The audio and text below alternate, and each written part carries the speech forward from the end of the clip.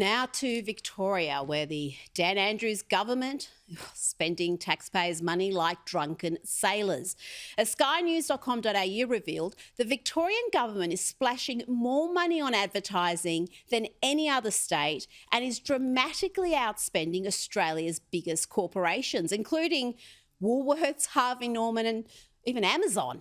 Nielsen advertising spend figures released today show that the only entity spending more is the entire Commonwealth government. Andrews' government is number 2 on the list for the first half of 2022. They are outspending McDonald's and Telstra. We'll delve into that a little later. Meanwhile, the Victorian Liberals are putting out content like this. Ew, this is so cringe. Guilty. Yeah, that's really going to get them over the line in November, isn't it? Let's have a look at what a real Conservative leader with backbone sounds like. This is Florida Governor Ron DeSantis this week.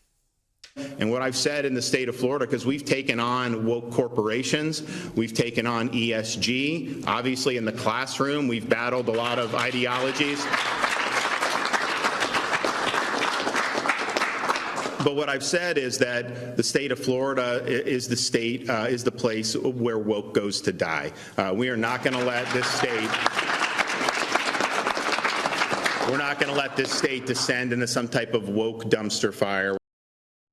And he doesn't just talk the talk, he walks the walk. He was attacked mercilessly by the media and Democrats throughout 2020 and 2021 for ditching lockdowns, school closures and mask mandates. He was proven right time and time again. The proof is in the enormous numbers of Americans migrating to Florida from Democrat states like New York and California. DeSantis had the guts to take on woke corporates like Disney and make them pay for their divisive and often destructive far-left activism. He is the real deal. He understands what Conservatives, ordinary people, care about and is not afraid to push back on the left's relentless culture wars. Unlike our largely spineless faux Conservatives who'd rather pander to those who'll never vote for them rather than leading into consequential social issues.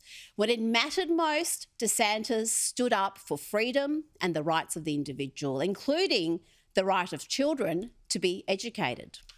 Now, some people say, hey, these local governments wanted to lock down businesses. They wanted to force mandates. They wanted to keep the kids locked out of school. Yeah, you're damn right I overruled them on that because they were wrong.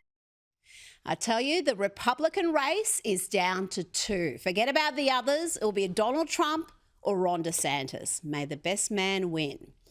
But back to Victoria, and the mad advertising spend is nothing compared to the massive budget blowouts on major projects. Daniel Andrews is to prudent financial management what the Chinese Communist Party is to democracy and transparency. The Premier's arrogant disregard for taxpayers' money was on display today when he refused to answer questions about the Suburban Rail Loop's extraordinary budget blowout. Despite his well-earned reputation as a control freak and micromanager, Dan Andrews asked journalists to refer the issue to his deputy, Jacinta Allan, who was not present, to explain why a project that was to cost $50 billion to complete will now cost $125 billion for just the first 2 stages. And that's according to the Parliamentary Budget Office. Hang on, we provided an estimate. We did not provide a definitive cost. I'm happy to have Jacinta come back to you about estimates of what, not the bit that's being built, but the subsequent stages are. More than happy for her to do that, and she'll provide you with the most up-to-date version of that. Well, there's a business and investment case that's been produced. It's a very significant piece of work, and I would direct you to that. Again, the Minister Allan was out yesterday talking about this. I'm sure she can, as the Deputy Premier and Infrastructure Minister, can speak to you again. The absolute contempt with which this government holds taxpayers is something to behold.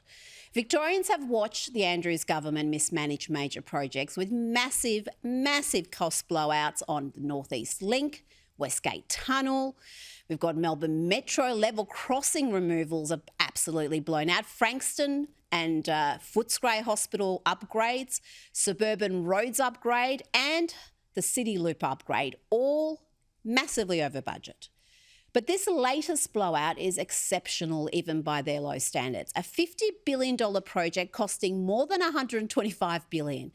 And remember, it'll be $125 billion just for the first two stages. There's a third stage that's yet to be properly costed. Imagine if you ran your household budget the way this government runs Victoria. It would be like budgeting $50,000 to buy a new Toyota Camry SL, but then driving away from the dealership in a bloody Maserati.